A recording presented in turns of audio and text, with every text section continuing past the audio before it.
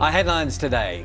£100 for a tank of petrol as prices keep rising. Today is the day the cost of filling up a typical family car is expected to reach an unprecedented high. I suspect it's only going to get worse. So I think the government should look very hard at how they're going to help the ordinary person get by on a week-to-week basis. I've got to drive and I've got to go to work, so there's nothing I can do really.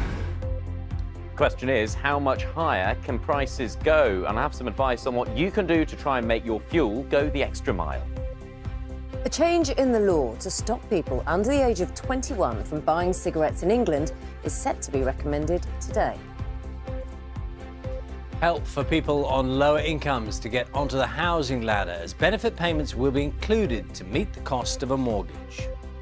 Good morning. Driving a wedge through men's golf, the controversial breakaway golf series that offers players huge amounts of money and is funded by Saudi Arabia, tees off in Hertfordshire today. Let's take a look now at what's making the headlines on the papers. The Telegraph leads on fears that the price of a tank of petrol could hit £100 for the first time after petrol prices jumped by 2p yesterday.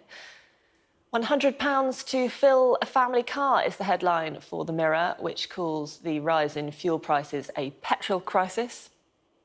The Guardian also focuses on that hike in petrol prices, the biggest daily price rise in 17 years, along with a forecast that the UK's economy is set to slow to a standstill next year. The Financial Times leads on the warning from the OECD that apart from Russia, the UK is on track for the worst growth in the G20. The Times says the Prime Minister will today announce plans which would let lower-paid workers use their housing benefits to buy a house and end rules that prevent the use of welfare payments to get mortgages. And the Express reports Boris Johnson will set out his most radical move yet to cut household bills in a wide-ranging speech.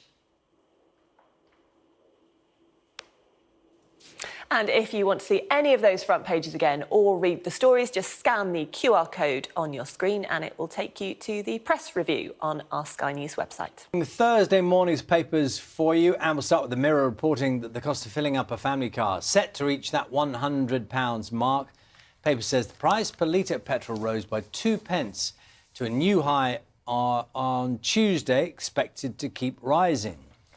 The Metro accuses the rail union boss, Mick Lynch, of having no shame about the upcoming disruption to the network. Tens of thousands of workers are going to stage the biggest rail strike in decades later this month.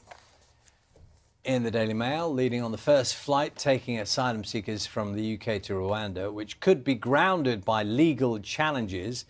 The paper reports a coalition of charities and a trade union have applied for an injunction to stop the flight.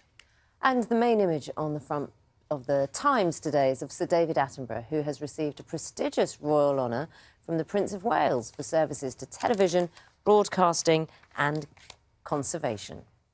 Thousands of customers were provided an unacceptable service following Storm Arwen, according to the energy regulator Ofgem. 4,000 households were left without power for more than a week in the aftermath of the storm last November. 3 network providers will now need to pay an extra £10.3 million in redress payments to the affected communities on top of the £30 million they've already paid. But the fact of the matter is the network companies were not ready for this. There are lots of things that they need to do to improve the resilience of the network, to make sure that people are restored quickly, and to make sure principally that people are even communicated to around what's going to happen to them. So this report sets out clear actions with clear deadlines and says to the network companies, you need to pay back £44 million to those customers and the communities that suffered as a result of those actions. 2 people are still missing after a boat capsized on a lake in Devon yesterday. 4 other people were on board who were rescued. 2 were taken to hospital. Rodford Lake remains closed while a large-scale search and rescue operation continues.